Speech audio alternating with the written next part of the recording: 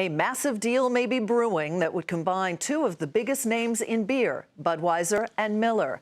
Anheuser-Busch InBev approaching SAB Miller about a possible takeover, and that sent shares of Anheuser-Busch nearly 7% higher in today's session. SAB Miller trades overseas. And while no deal is done, such a combination would be one of the largest acquisitions of all time. But as Hampton Pearson reports, it would also face a number of big hurdles.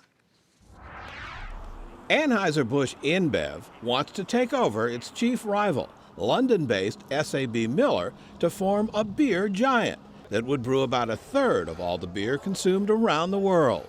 Market cap for the merged group estimated at $275 billion, with $69 billion in annual revenue.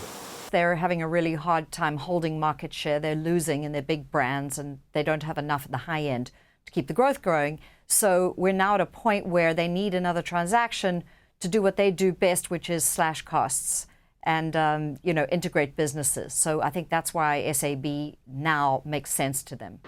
The clock is ticking because under British regulatory rules, AB InBev has 28 days to make its offer.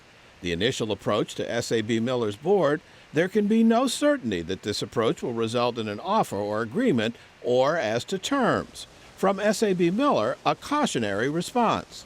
The board of SAB Miller will review and respond as appropriate to any proposal which might be made.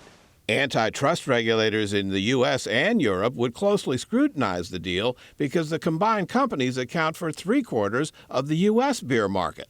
Divestitures from both firms are expected. Well, there's not a hope in hell that they would be allowed to keep the Miller Coors business, given they have over a 40% share of the U.S. beer market at AB right now. So there's just no question that there will need to be a sale of that business in an SAB ABI takeover. At the same time, the beer-making giants are facing increased competition from craft beers, especially popular among millennials here in the U.S. Production for the first half of the year is up 15%. Well, competitively, the major brewers are losing market share. So you look at the two big ones in the United States are Anheuser-Busch InBev and Miller Coors, which is a joint venture between Molson Coors and SAB Miller, and they're losing barrels. Finalizing a deal among the two rivals won't be easy. In addition to divestitures to satisfy regulators, questions about post-merger board representation and financing must be resolved. In Washington, Hampton Pearson, Nightly Business Report.